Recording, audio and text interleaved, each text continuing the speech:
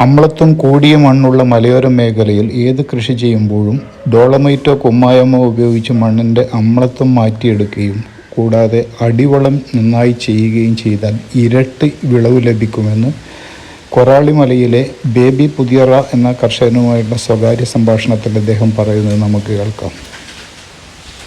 അവിടെ പന്നിയെ പ്രതിരോധിക്കാൻ വേണ്ടിയിട്ട് ബേബിച്ചേട്ടനോട് ഒരുപാട് കാര്യങ്ങൾ ചെയ്തിട്ടുണ്ട്.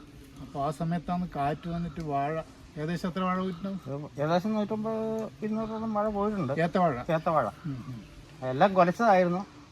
ഏകദേശം ഒരു പകുതി മൂപ്പ് കഴിഞ്ഞപ്പോഴത്തേക്ക് കാറ്റടിച്ചിട്ട്. ഏകദേശം എത്ര വാഴ വെച്ചിട്ടുണ്ടാവും ഏത്തവാഴ? ഏകദേശം ഒരു 500ഓളം വാഴ വെച്ചതാണ്. കുറെ കൊല കുത്തി നല്ല വിളവായിരുന്നു. പക്ഷെ വിലയില്ലാത്തതിൻ്റെ എന്നാലും കുഴപ്പമില്ല സാറേ. ഞാൻ കൃഷിഭവന്റെ നേതൃത്വത്തിൽ പറഞ്ഞ പോലെ വളപ്രയോഗം ചെയ്തതിന്റെ പേരിൽ എല്ലാം 25-30 കിലോ കൊല ഉണ്ടായിരുന്നു. അമിതമായ രാസവളം ഒന്നും ചെയ്തിട്ടുണ്ട്. ജൈവവളം അടിവളം നല്ലപോലെ ചെയ്തു. പറഞ്ഞ പോലെ തന്നെ ഡോളമൈറ്റ് ഇട്ടു, ജൈവവളം ഇട്ടു. അത് സാറ് പറഞ്ഞ പോലെ ഒക്കെ കാര്യങ്ങൾ ചെയ്തതിന്റെ പേരിൽ ഇപ്പം പണ്ടൊക്കെ നമ്മൾ ഈ അടിവളം ഒന്നും ഇടില്ല, അല്ലാത്ത ഇത് വലിയ ഗുണവുമില്ല. അതേപോലെ ഡോളമൈറ്റ് ഒന്നും ഇടില്ല, അറിയത്തില്ലായിരുന്നു.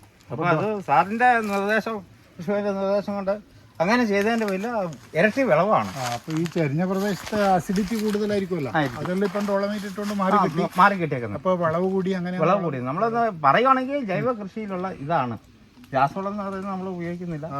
കൃഷിഭവന്റെ നിർദ്ദേശപ്രകാരം ചെയ്യുന്നതിന് പേരിൽ അതിന്റെ ഒരു വലിയൊരു ഗുണം നമുക്ക് കിട്ടുന്നുണ്ട്. പക്ഷെ ഇതാണ് പ്രശ്നം, പന്നീര് ആക്രമണമാണ്. പിന്നെ ഇത്ര മലയുടെ പിന്നെ കാറ്റും വേനൽ മഴയ്ക്ക് എങ്ങനെയായാലും കുറെ നാശനഷ്ടം വന്നിട്ടുണ്ട്. പന്നീരാക്രമണത്തിൽ 2500ഓളം വാഴ പോയില്ലേ?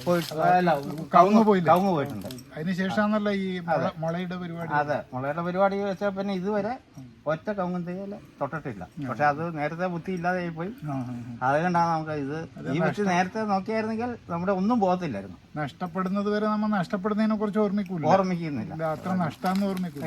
2500 കവുങ്ങും തൈക്ക് എത്ര നഷ്ടം വന്നിട്ട്? 25 ലക്ഷം രൂപ പോയി. അതിനുശേഷം ഇപ്പൊ സംരക്ഷിച്ച് നിർത്താൻ പറ്റുന്നു. ഇപ്പൊ കുഴപ്പമൊന്നുമില്ല, നല്ല രീതിയിൽ ചെയ്യുന്നുണ്ട്. പിന്നെ എന്താണെന്ന് വെച്ചാൽ ഇതിപ്പോ നമ്മുടെ ഒരു കണ്ടുപിടുത്തം നല്ല നമ്മുടെ പിന്നെ അങ്ങനെ വന്നതിന്റെ പേരിൽ അങ്ങനെ ഒരു തീരുമാനം എടുത്ത് ഏതായാലും അത് വിജയകരമാണ്.